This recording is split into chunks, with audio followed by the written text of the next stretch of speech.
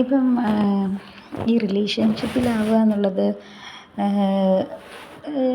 സർവ്വസാധാരണമായിട്ടുള്ള കാര്യമാണല്ലേ.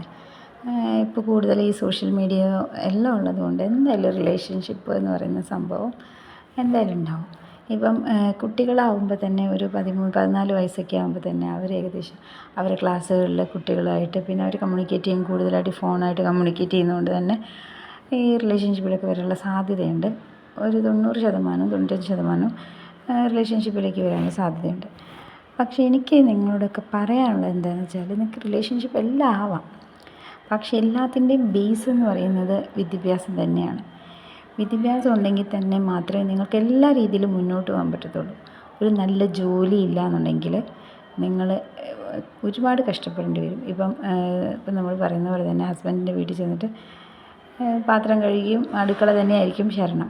ഇപ്പം നമ്മൾ അടുക്കള എന്ന് പറയുന്നത് നമ്മൾ എത്ര ജോലി ചെയ്യണമെങ്കിലും ഇല്ലെങ്കിലും നമുക്ക് കഴിക്കേണ്ട ഫുഡ് നമ്മൾ തന്നെ കുക്ക് ചെയ്യണം, ശരിയാണ്. പക്ഷേ നമ്മൾ ഒരു വിദ്യാഭ്യാസം ഒരു ജോലി ഇല്ല എന്നുണ്ടെങ്കിൽ തീർച്ചയായിട്ടും നമ്മൾ മറ്റുള്ളവരുടെ എല്ലാം കഴുകി മറ്റുള്ളവരുടെ വേണ്ടി എല്ലാവർക്കും ഫുഡ് ഉണ്ടാക്കി എന്നാലും ആരും തൃപ്തരാവില്ല. എത്ര ചെയ്ത് കൊടുത്താലും ആരും തൃപ്തരാവില്ല.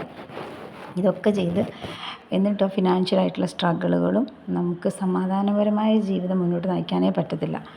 പക്ഷേ നമുക്ക് ഒരു ജോലി ഉണ്ടെന്നുണ്ടെങ്കിൽ നമുക്ക് എന്തെങ്കിലും ഒരു പ്രശ്നങ്ങൾ വന്നു അതിനെ നമുക്ക് മേക്കപ്പ് ചെയ്യാൻ പറ്റും.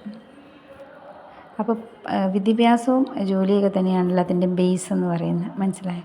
അപ്പോൾ നിങ്ങൾ റിലേഷൻഷിപ്പിൽ ഈ ഉടനെ ഞാൻ കല്യാണം കഴിക്കുക അതൊക്കെ എന്ന് പറയുന്ന ജീവിതത്തിൽ വലിയ വിഡ്ഢിത്തരമാണ്. ആദ്യമേ കയറി കല്യാണം കഴിക്കുക അങ്ങനെയുള്ളതൊക്കെ. ഏറ്റവും ഫസ്റ്റ് ചെയ്യേണ്ടതെന്ന് പറഞ്ഞാൽ ആദ്യമേ നിങ്ങൾ റിലേഷൻഷിപ്പൊക്കെ ആയിക്കോ, അതോടൊപ്പം തന്നെ വിദ്യാഭ്യാസം നല്ല ജോലിയിലും എത്തിയതിന് ശേഷം മാത്രം നിങ്ങൾക്ക് ഇഷ്ടമുള്ള ആളുകളെ കല്യാണം കഴിക്കാം.